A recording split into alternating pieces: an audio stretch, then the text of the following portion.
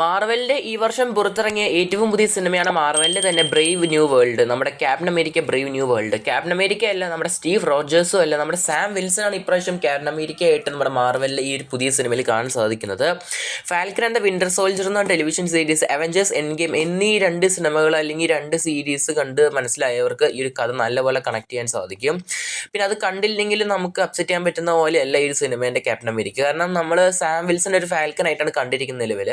പെട്ടെന്ന് ഇനി മുതൽ ഈ ഷീൽഡ് വെച്ച് നടന്നോ, ഇനി നീയാണ് ക്യാപ്റ്റൻ അമേരിക്ക എന്ന് പറഞ്ഞാൽ അങ്ങനെ അപ്സെറ്റ് ചെയ്യാൻ സാധിക്കത്തില്ല. എന്നാൽ പോലും സിനിമയിലെ ക്യാപ്റ്റൻ അമേരിക്കേൻ്റെ കുറച്ച് എന്താ പറയുക, ആ ഒരു ഡിസൈനും അതുപോലെ തന്നെ ഫാൽക്കൺ അപ്ഗ്രേഡ് ആയിട്ടുണ്ട് സൂട്ടിലൊക്കെ നോക്കുകയാണെങ്കിൽ. വൈബ്രേനിയം വരുന്നുണ്ട് ആ ഒരു വിങ്സിലൊക്കെ ആയിട്ട്. അങ്ങനെ കുറച്ച് ടെക്ക് പരമായിട്ട് ഫാൽക്കൺ അപ്ഗ്രേഡ് ആയിരിക്കുകയാണ് ക്യാപ്റ്റൻ അമേരിക്ക ആയിട്ട്, അങ്ങനെ പറയുക നമുക്ക്. പിന്നെ നോക്കുകയാണെങ്കിൽ പടത്തിൻ്റെ റൺ ടൈം നമുക്ക് നോക്കാം. 1 മണിക്കൂറിന് മുകളിൽ വരുന്നുണ്ട്. 1 മണിക്കൂർ 40-49 മിനിറ്റ് എങ്ങാണ്ടാണ് കാണാൻ സാധിക്കുന്നത്. പിന്നെ end credit scene, post credit scene അങ്ങനെ.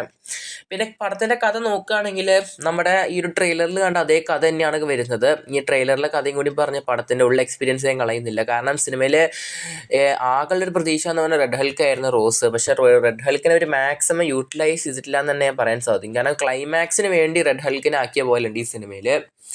അങ്ങനെ കുറേ ഡിസപ്പോയിൻമെൻറ്റ് സിനിമയിലുണ്ട്. ഒരുപാട് പറയാനുണ്ട്. അത് വെച്ചിട്ട് സിനിമ ഒട്ടും കൊള്ളത്തില്ലെന്നല്ല ഞാൻ പറയാൻ പോകുന്നത്. ഇനി ഒരു മാർവൽ ഫാനാണ്, എന്നാൽ പോലും എനിക്കിത് കംപ്ലീറ്റ് ആയിട്ട് സാറ്റിസ്ഫൈഡ് ആയിട്ടില്ല. കഴിഞ്ഞൊരു മാർവൽ സിനിമ എന്ന് പറയുന്നത് എനിക്ക് കംപ്ലീറ്റ് ആയിട്ട് സാറ്റിസ്ഫൈഡ് ആയത് നമ്മുടെ ഡെഡ്പൂൾ ആൻഡ് വോൾവറിൻ എന്ന് പറഞ്ഞൊരു സിനിമ തന്നെയാണ്.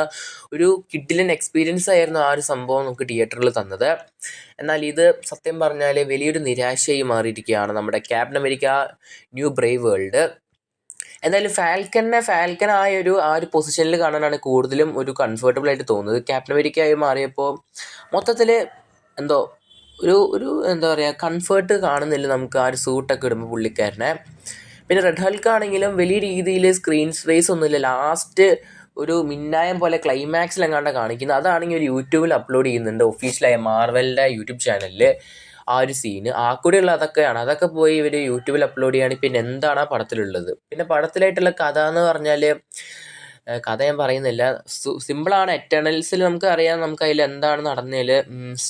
സെലിസ്റ്റീൽസ് എന്ന് പറഞ്ഞൊരു സംഭവമുണ്ട്. അപ്പോൾ അതിൻ്റെ ആ ഒരു മെറ്റീരിയലിന് വേണ്ടിയുള്ള ആ ഒരു സംഭവം തന്നെയാണ് പടത്തിൻ്റെ കംപ്ലീറ്റ് സ്റ്റോറി വരുന്നത്, സെലസ്റ്റിയൽ.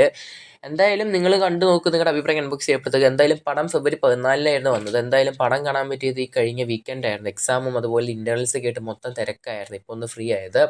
എന്തായാലും എൻ്റെ അഭിപ്രായത്തിൽ സിനിമ ഒരു ഓക്കെ സിനിമയാണ്, കാണാൻ പോകാം നമുക്ക്, വലിയ കുഴപ്പമൊന്നുമില്ല. എന്തായാലും ഇനി ഞാൻ കാത്തിരിക്കുന്ന തണ്ടർ ബോൾട്സ് തന്നെയാണ്.